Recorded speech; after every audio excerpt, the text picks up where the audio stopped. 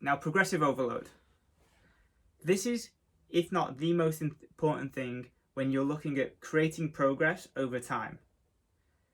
Your ability to stress the system of the muscular system and the nervous system will create adaptation. So, what doesn't kill us makes us stronger is a great quote and shows you how progressive overload works in its most aggressive form. If you use the same weight over and over again, our bodies are really an adaptive tool, and actually you will find a law of diminishing returns when you do the same thing over and over again. Our body will adapt to a position of where if you do the same weight for 6 weeks on a run, it gets more efficient as the time goes on.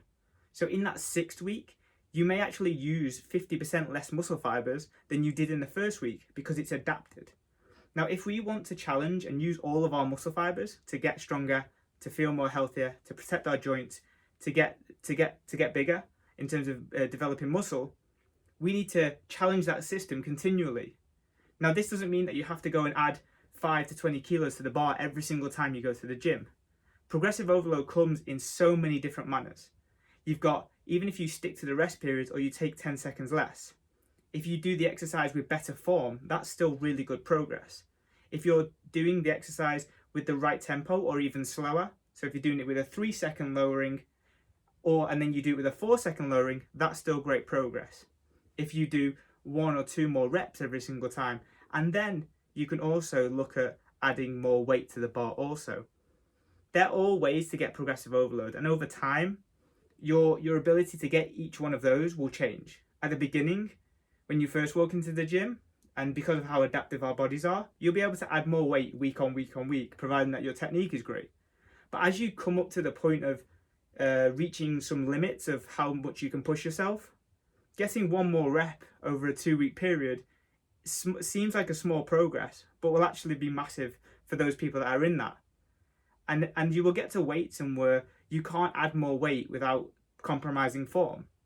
So at that point, you will utilize more repetitions, slower movements to still chase progressive overload. So it's always that case of bettering ourselves. If you want some rough guidelines, I would say that if, for example, your repetition range is 8 reps to 12 reps.